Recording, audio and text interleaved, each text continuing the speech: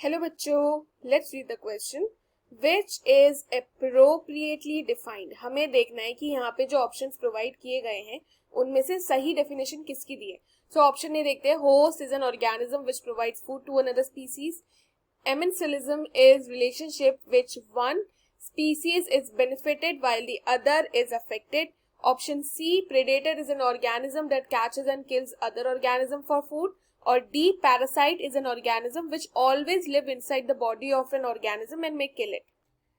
So start करते हैं हमारे इस क्वेश्चन के की कॉन्सेप्ट के साथ। और यहाँ जो की कॉन्सेप्ट के साथ हम डील करेंगे वो है about ecological relationships. So ecological relationship का क्या मतलब है? इकोलॉजिकल रिलेशनशिप का मतलब है कि जो टू स्पीसीज होती है, दो ऐसी स्पीसीज जो साथ में ग्रो करे या अलग अलग ग्रो करे, so how are they related in an ecosystem, वो आपस में कैसे रिलेटेड होगी इकोसिस्टम में। अब इस इकोलॉजिकल इंटरेक्शन में हम कौन कौन से टॉपिक्स पढ़ते हैं, जैसे पैरासिटिज्म हो गया। पैरासिटिज्म में दो अलग ऑर्गेनिज्म एक साथ कैसे बिहेव करेंगे। फिर हम लोग प्रिडेशन पढ़ते हैं, प्रिडेशन हो गया। उसके बाद एक और पढ़ते हैं हम अबाउट म्यूचुअलिज्म। सो ये सारी चीजें हम लोग पढ़ते हैं इन इकोलॉजिकल रिलेशनशिप। सो अगर हम लोग एक एक करके ऑप्शंस देखें, so let's start with option A. इन्होंने स्पेसिफिकली बोला कि होस्ट एक ऐसा ऑर्गेनिज्म है जो क्या करेगा, which provides food to other species. So देखिए ये जो डेफिनेशन है ना, ये इन्होंने बड़ी सिंपल वे में डाली है कि एक होस्ट ऐसा होगा जो सिर्फ फूड प्रोवाइड करेगा, किसको? पैरासाइट को। बट ऐसा नहीं है। पैरासाइट जो है उसे फूड के साथ कई बार क्या होता है कि फूड के अलावा वो अदर रिसोर्सेस भी मांगता है, रिसोर्सेज जैसे कि रिप्रोडक्टिव कैपेबिलिटी वगैरह। सो ये कहना गलत होगा कि सिर्फ फूड मांगे तो ही वो होस्ट है। नो। तो पैरासाइट जब किसी दूसरे ऑर्गेनिज्म पे रिलाई करेगा फॉर देयर ओन बेनिफिट, जब वो फूड भी हो सकता है, वो रिप्रोडक्टिव कैपेबिलिटी भी हो सकती है। तो ऐसी चीजों के लिए हम लोग जिस प्लांट पे पैरासाइट डिपेंड हुआ उसको होस्ट कहेंगे। सो ये डेफिनेशन टू सिंपल है, इसलिए we are going to consider this as incorrect. Now moving on to the next.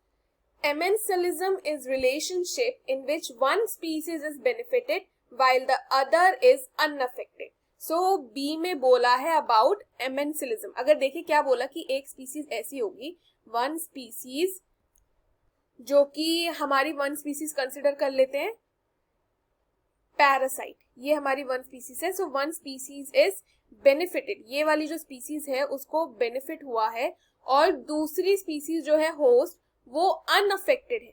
सो ये जो रिलेशनशिप है इसका नाम इन्होंने क्या दिया? एमेंसिलिज्म। और ये हमारी हो गई होस्ट। सो ये जो डेफिनेशन है ना, ये डेफिनेशन एक्चुअली गलत है क्योंकि ये कमेंसिलिज्म का एग्जाम्पल है, एमेंसिलिज्म का एग्जाम्पल नहीं है। सो ये भी हो गया इनकरेक्ट। अगर यहाँ पे कमेंसिलिज्म लिखा होता तो ठीक था। अच्छा, अब देखते हैं नेक्स्ट ऑप्शन। सो अब देखते हैं ऑप्शन सी क्या बोला। Predator is an organism that catches and kill the other organism for food. So हमने सी में बात की है अबाउट एक और इकोलॉजिकल रिलेशनशिप जिसे कहते हैं प्रेडेशन। सो प्रेडेशन में क्या होता है कि एक प्रेडेटर होगा और एक प्रे होगा, और ये जो प्रेडेटर होगा ना उसका काम क्या है? उसका काम है प्रे को खा जाने का, प्रे को पकड़ेगा और खा जाएगा, जो कि बिल्कुल स्ट्रेट फॉरवर्ड है, बिल्कुल करेक्ट है अबाउट इट्स डेफिनेशन। और यही होता है प्रेडेटर प्रे रिलेशनशिप में। सो ये जो ऑप्शन है ना, इसमें अगर हम देखें तो प्रेडेटर को करेक्टली डिफाइन किया गया कि एक ऐसा ऑर्गेनिज्म जो पकड़ेगा और खा जाएगा प्रे को।